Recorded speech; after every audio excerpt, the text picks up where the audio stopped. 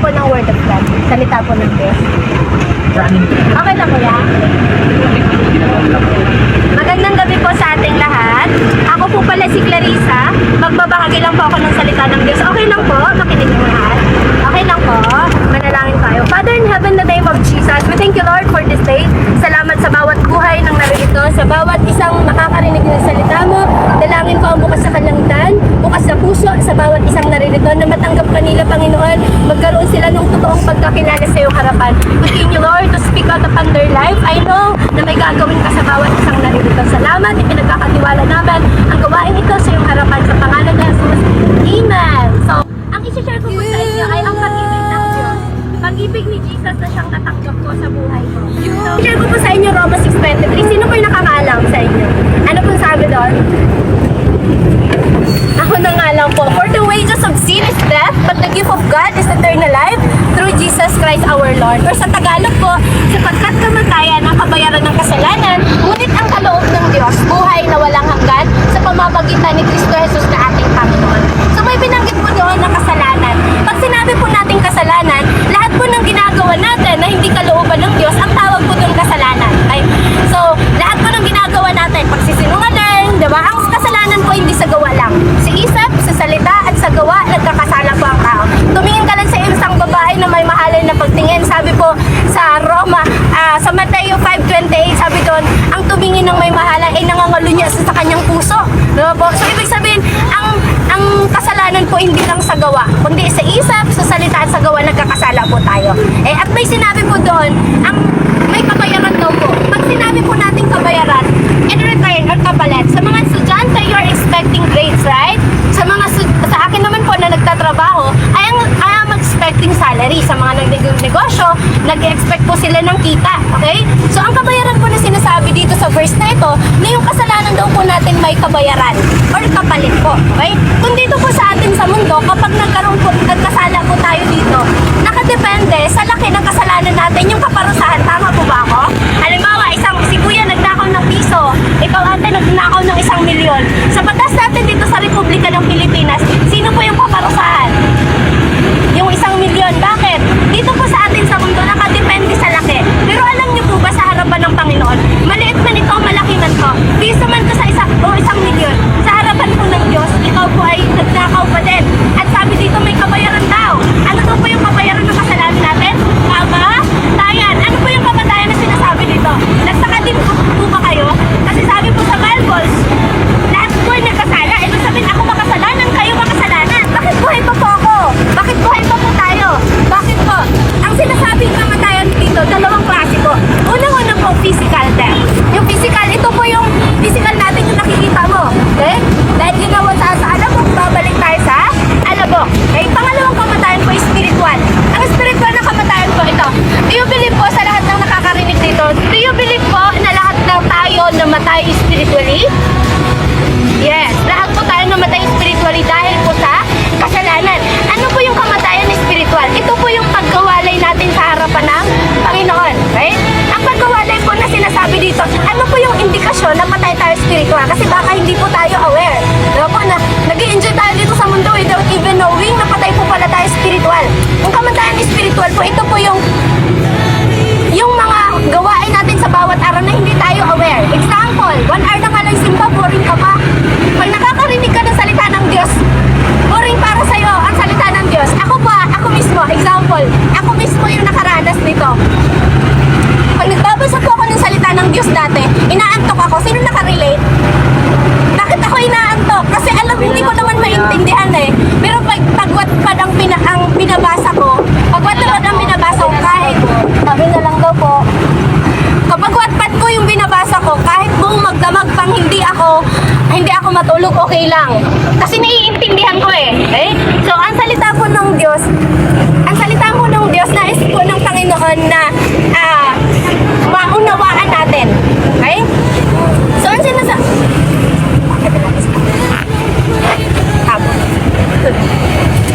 so, kamatayan spiritual, ito po yung buhay natin na wala tayo sa kalooban ng Panginoon. Nag-i-enjoy tayo dito sa mundo, pero pagdating na sa gawain sa Panginoon, wala na tayo.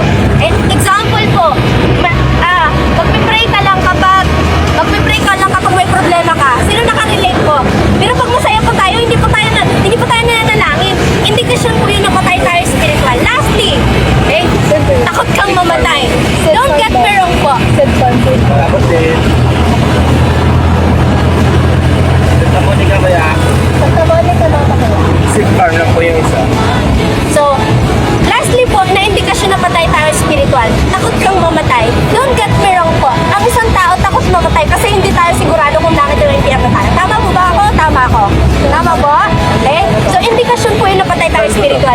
Praise God! Nandito po ako. It's far. It's far po, kuya. So, nag-share po ako ng Word of God, hindi para i-condemn ka na makasalanan, kasi lahat tayo makasalanan. Nandito po ako upang ibahagi ang salita ng Diyos sa inyo na may pag-asa pa. Though tayo ay makasalanan, hindi natin deserve ng kapatawaran ng Diyos dahil tayo ay makasalanan at nanatili tayo sa kasalanan. Pero gusto sabihin po ng Lord sa atin na may pag-asa pa. Na kung ako po binago ng Lord, laban po ako ng diskuhan dati, makasalanan. Alam ko po kaya rin ng Lord na baguhin yung mga buhay ninyo. Okay? Bagaman may bad news, may good news. Ano po yung good news doon sa verse na Roma 6:23? Na sapagkat kamatayan ng kabayaran ng kasalanan, ngunit ang kaloob ng Diyos buhay na walang hanggan sa pamamagitan ni Kristo Jesus na ating Panginoon. Ang good news po doon ay ang sabi doon, kaloob ng Diyos. Pag sinabi po natin kaloob, libre. Ibig sabihin po pala ang kaligtasan libre. Libre na nga, pero bakit ang hirap po i-afford? Alam niyo po kung bakit? Alam niyo po kung bakit? Kasi ang regalo po,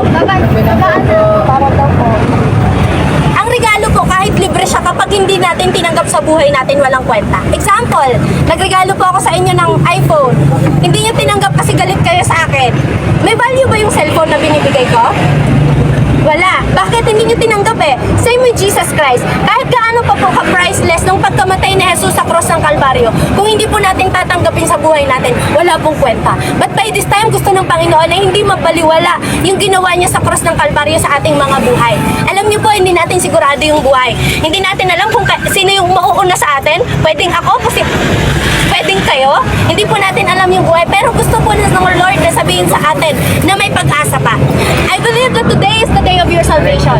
Maybe tomorrow will be too late. Hindi po natin alam yung buhay. Amen po? Hindi po natin sigurado kung ano ang plano ng Diyos sa mga buhay natin. But by this time, gusto po ng Lord na tanggapin mo siya sa buhay natin. Okay? So, kasi habang nandito tayo sa lupa, binibigyan tayo ng Panginoon ng paulit-ulit na pagkakataon na tanggapin siya sa ating mga buhay. Ready po ba ang lahat na tanggapin si Jesus? Alam ko po, maraming beses mo nang narinig si Jesus sa buhay mo. Even me, maraming beses na, pero gusto po ng Lord na magkaroon tayo ng totoong relasyon sa Kanya. Hindi po relihiyon ang ibinabahagi ko sa inyo, kundi magkaroon po tayo ng totoong relasyon sa harapan ng Diyos. Kasi ang totoong relasyon po natin sa harapan ng Diyos, yun po yung magbabago ng mga buhay natin. Na kung ako po binago ng Lord, alam ko po that ang Diyos na tumaw ng buhay ko, ang Diyos din na ibinabahagi ko sa inyo, na may kakayanan na magbago ng mga buhay po. Nakakapagod na po sa mundong ito. Araw-araw na lang same nang nangyayari. Tama po? Magtrabaho ka, kumain ka, matulog ka, after mo nun, yun na naman ulit. Then, tapos nun, ano na? Diba po? Kaya gusto po ng Panginoon na habang hindi po huli ang lahat, tanggapin mo siya sa buhay mo ng totoo, ng buo. Okay? Pagsisihan natin yung kasalanan natin, ano man to kalaki, ang Diyos po tapat para patawarin po tayo sa ating mga kasalanan. Inuulit ko po, hindi sa laki at liit ng kasalanan, tinatingnan ng Lord, kundi gusto niyang makita sa buhay natin kung paano tayong nagsisisi. Dati po kasi sabi ko, ay, hindi naman ako ganun kamakasalanan. Nagdidisko lang naman ako, hindi naman ako umiinom. Diba, kala ko matuwid ako. Pero sabi sa Bible, lahat po ay nagkasala at kailangan po natin ng kapatawaran. Kasi kapag hindi po natin naranasan ang kapatawaran ni Kristo, mapapahamak po yung mga buhay natin. Once again, hindi po ako nandito para i-condemn kayo. Kundi nandito po ako, kundi ibahagi ang pag-ibig ng Diyos na ang Panginoon po, kahit gaano po tayo kamakasalanan, ang Diyos tapat po na patawarin niya tayo. Ang gusto lang po ng Panginoon, humingi tayo ng tawad sa Kanya, buo totoo sa ating mga puso. Okay? Okay lang po ba? Sundan niyo ako sa panalangin. Ang tawag po sa panalangin na ito ay panalangin ng pagtanggap kay Jesus. Again, hindi po relihiyon yung papatanggap po sa inyo, si Jesus po. Okay lang po? Yung ang kulo, pikit ang ating mga mata, sundan niyo po yung panalangin. Dakilang Diyos, abang makapangyarihan sa lahat, maraming salamat po sa salita mo na aking narinig. Patawarin mo po ako sa aking mga nagawang kasalanan simula pa nung ako'y bata hanggang sa mga oras na ito. Hindi ko po kayang iligtas ang aking sarili. Linisin mo po ako ng iyong banal na dugo simula ulo hanggang talampakan. Nangangako po ako na simula sa mga oras na ito, ako'y tatalikod na sa aking mga nagawang kasalanan at pipiliin na sumunod sa kalooban ko. Simula ngayon, ikaw na ang aking ama at ako na ang iyong anak. Isulat mo po ang aking pangalan sa libro ng buhay. Maraming salamat po sa kaligtasan na aking natanggap sa mga oras na ito. Sa pangalan ni Jesus. Amen. Remain po na kayo ko. Panalangin ko pang bawat isang naririto. Father in heaven, in the name of Jesus, thank you Lord sa bawat buhay ng mga kababaihan, kalalakihan na naririto na naging bukas sila Panginoon sa salita mo. Patuloy na pagpapalain mo ang kanilang mga buhay, ano man ang kabigatan, ano man yung problema, ano man ang kanilang pinagdadaanan. Sa pagkakataong ito Panginoon, hinahayaan ko ang patuloy na pangusap mo sa kanilang mga buhay. Bless them, O God, at ganun din ang kanilang mga pamilya. At simula sa mga oras na ito Panginoon ang maging daan, maging ugat na sila Panginoon ay lalapit na sa iyong harapan. Dalangin